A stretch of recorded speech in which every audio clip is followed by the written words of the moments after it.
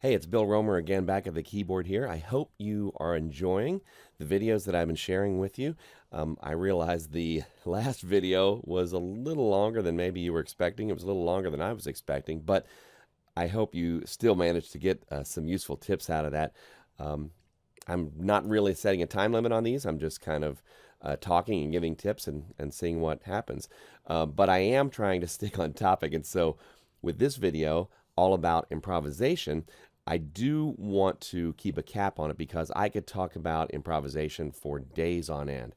So I want to give you two tips on piano improvisation, one of which really kind of changed the way I play the piano. And it was given to me by Herb Ellis, who used to be Oscar Peterson's guitar player. I went to see him years ago in St. Louis at a jazz club and just asked him for a tip.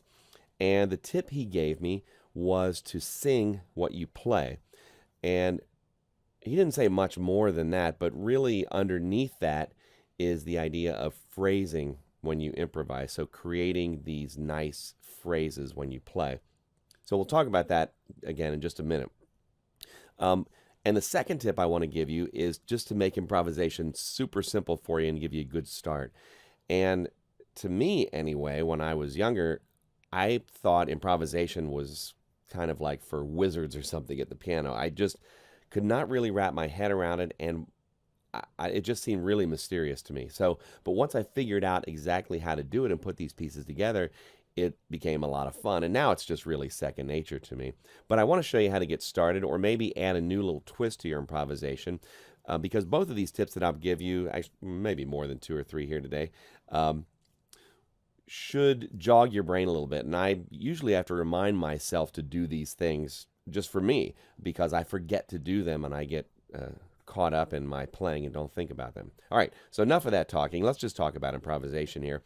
And improvisation is a combination of creativity at the piano on the one hand and some technical ability also in using tools and techniques. So you could just sit down and just play whatever comes to mind at the piano and be completely creative, and that's a valid way to play. Or you could apply some structure and rules to that, which is what I'm going to show you. Okay, so let's stay in the key of C just because it's easier on the white keys here. We might move to a different key here shortly, but let's say we have a C. Let's make it interesting, like a C7 chord.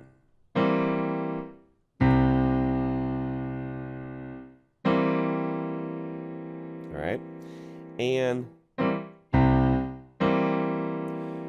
I might have played with the root like this and then the chord, or I might just be playing the chord because there's a bass player, whatever it may be. But depending on the rhythm of the song and the tempo, you can just improvise on the root of the chord. Now, this is very simple, I realize this, but this kind of helps you with phrasing too. And we'll incorporate that idea of phrasing throughout here. The best way to do that is to sing what you play, not out loud, but maybe hum it to yourself or just in your mind. And that sort of automatically creates phrasing when you play. So instead of just randomness, your brain will tend to move towards phrasing if you hum it or sing it. So da da da da da da da da da da da da da da. Let's move to an F9. How about that? Right there. We'll leave the F in the bass. We'll play the 7th, the 9th, the 3rd, and the 5th. So F9. Da da da da da da da da da. Back to the C7. Da da da da da da da da da da da da.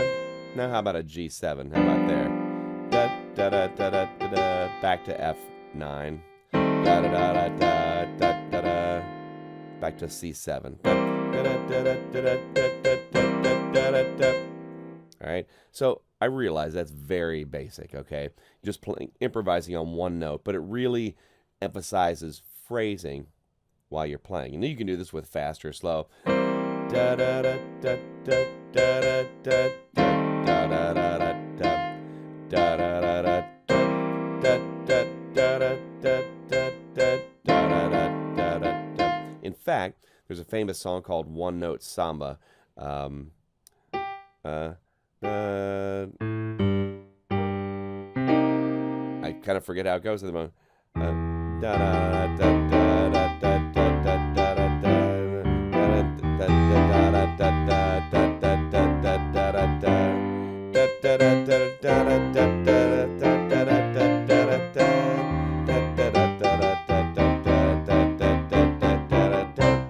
and that's really the main part of the song.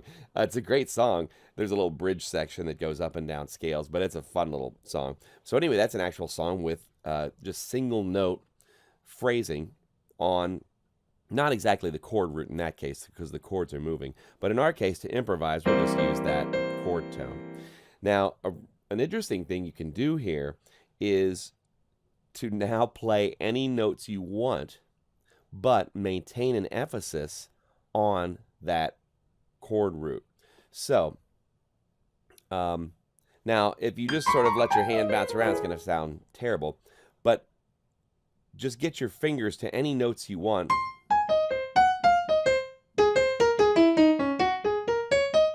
On the keyboard, even if you smash a couple here and there.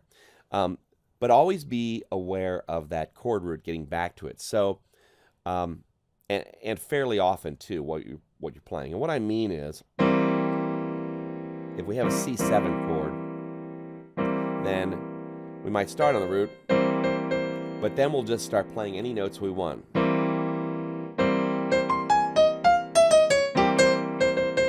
And come back to that C, in this case, the root.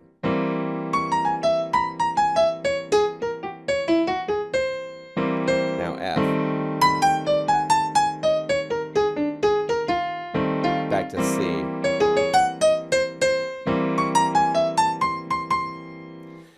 Now, what that does is, besides sound really kind of weird, is it really kind of opens up your brain to hearing different sounds and improvisation, while getting your brain and your sensibilities back to a point where it feels good because you hear that C again.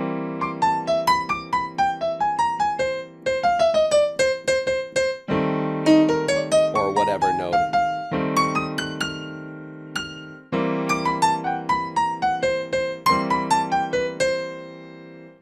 All right. And the longer you stretch out that phrase with all the wacko notes in there, the more tension you're going to build. If you shorten it, it makes it more palatable, I guess you would say, to the listener. So if we do short, kind of wacky phrases before we get back to that C, we get something like...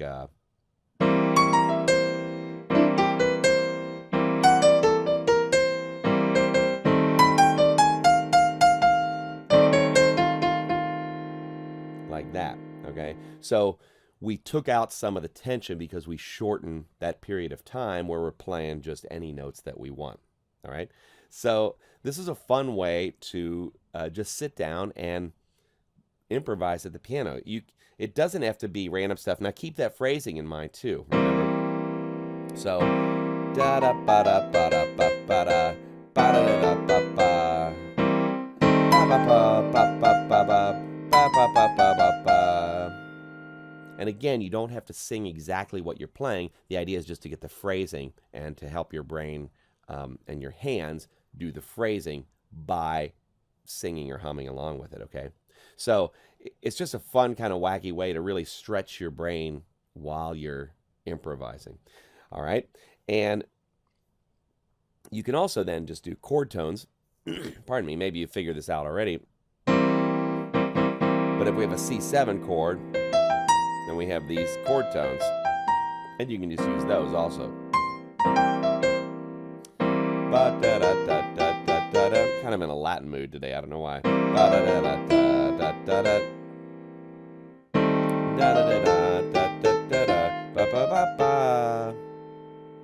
All right, and you can add those two then together. So if we do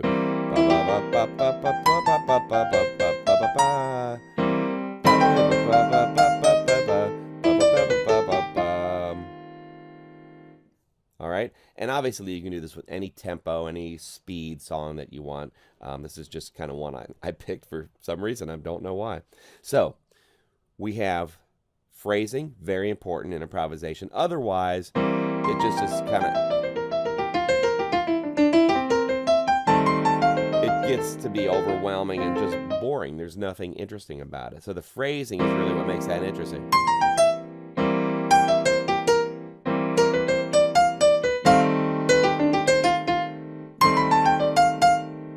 All right. And that one note samba song is a good example of that. Just with the single notes, all you've got is phrasing, and the chord changes go along with it too. So phrasing, very important. Chord root, you can just play that single note while you're improvising and playing a chord with your other hand. Okay? And then any notes that you want to create tension using the chord root, or really any chord tone, but a chord root is really good. It's a really solid foundation to get you back to something that sounds normal, I guess you would say again. So you could think of it as kind of an excursion from the key, going out, getting crazy, and then coming back again. And the length of time that you do that determines the amount of tension and release of that tension. Okay? And then, of course, chord tones that we talked about also. And I'm going to leave it at that for now for improvisation, because that should give you plenty to play with and get some really interesting sounds on the piano for whatever song you may be working on. So I hope you enjoyed these 3 videos, this one about improvisation. Stay tuned for the next video tomorrow, where I'll talk about my chord piano bootcamp course, and I go into a lot more depth in all of this. It's a 13-week course. You don't have to do it exactly at that pace, but that's how it's divided up. And we get into all kinds of different chords and different flavors, lots more about improvisation, creating specific rhythms, getting your right and left hand to work together, all of that stuff over a period of 13 weeks. So keep an eye out for that video tomorrow. I'll explain all about that course. It's going to be open for a limited time, only for a few days. So be sure to keep an eye on your email for that. And again, I hope you enjoyed these 3 free videos, and I'll see you in the next one and tell you all about my Chord Piano Bootcamp course. Thanks again for watching. Oh, and if you enjoyed this or have a question or comment, please feel free to leave it in the comments down below this video here, okay? Thanks. This is Bill Romer. We'll see you again soon.